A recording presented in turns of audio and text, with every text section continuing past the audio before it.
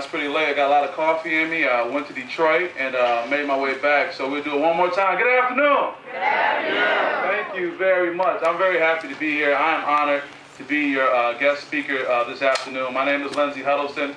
I'm a member of the board at Highfields, and I want to acknowledge Scott, my good friend, Commissioner Rebecca Barha-Cook, of course, Judge Garcia, Ms. Flycos, Sharon, Charlene, excuse me, and Lieutenant Green. Thank you for what you all are doing.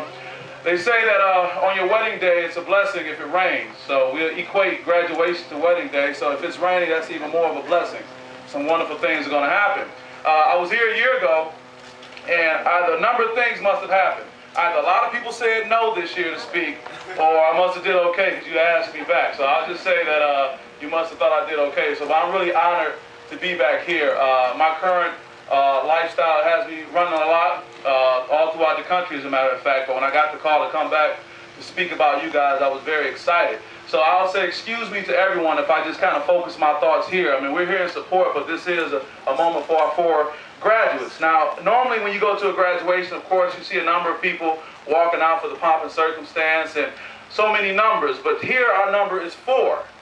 Four. And some may say that that's not a significant number, but I'm here to tell you how significant that is.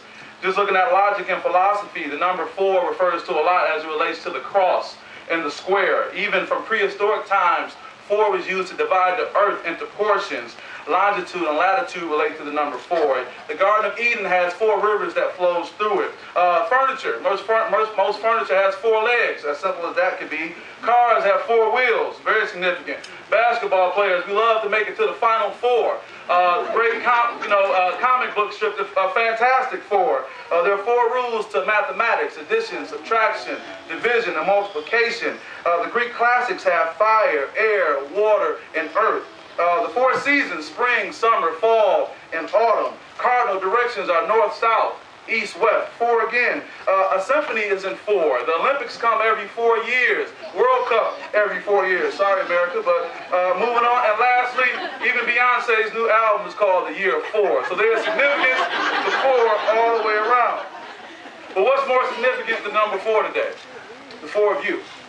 And if you can take anything from my comments, please remember this. Where you start does not have to be where you finish. Where you start does not have to be where you finish. I'll just tell you my personal story.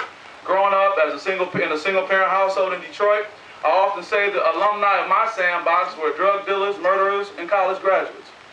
My mother couldn't afford to keep me at the school I went to. I went to Morehouse College in Atlanta. I was very happy to go there.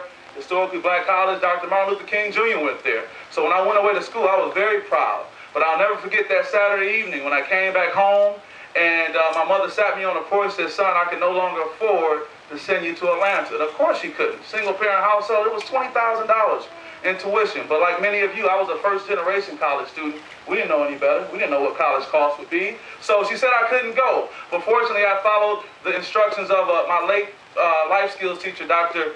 Shirley Jennifer. And she said, always pick a backup school. And I did. So at first, when I was having an academic nightmare, not being able to return to what they call the Black Harvard, was turning into a dream come true because I transferred to Western Michigan University.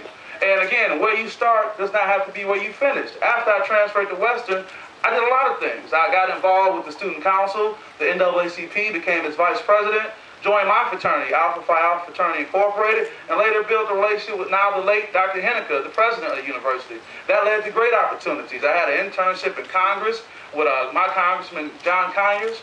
Later went on to have an internship with the then mayor, Dennis Archer of the city of Detroit, based on me transitioning to Western from Morehouse. And a lot of great things happened. That even led to my current job situation today. After all those internships, I was able to work for Governor Granholm. And I was with her for some 8 years as her advanced person, as her law clerk in the legal division, as well as leaving as her deputy director for legislative affairs. So my point being is what you may think starts as a nightmare may actually be the groundwork for your dream come true. So where you start does not have to be where you finish. But the key thing you must have is faith and a positive outlook on what the future may be.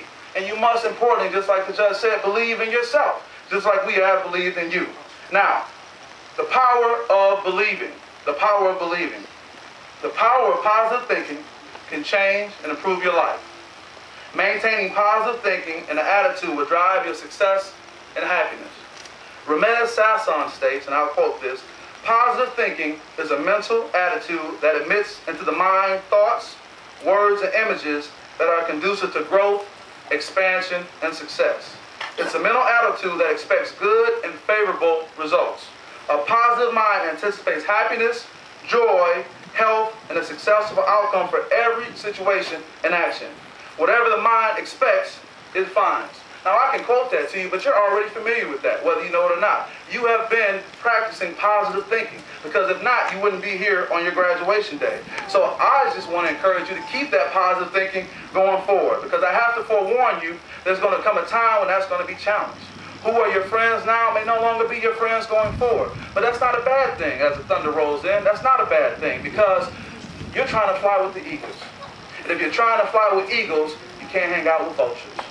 Vultures are terrible, terrible creatures. We'll talk about them. But as an eagle, as a noble, majestic bird, you're bigger than everyone. You're stronger than everyone. Even the smallest eagles fly faster than the others.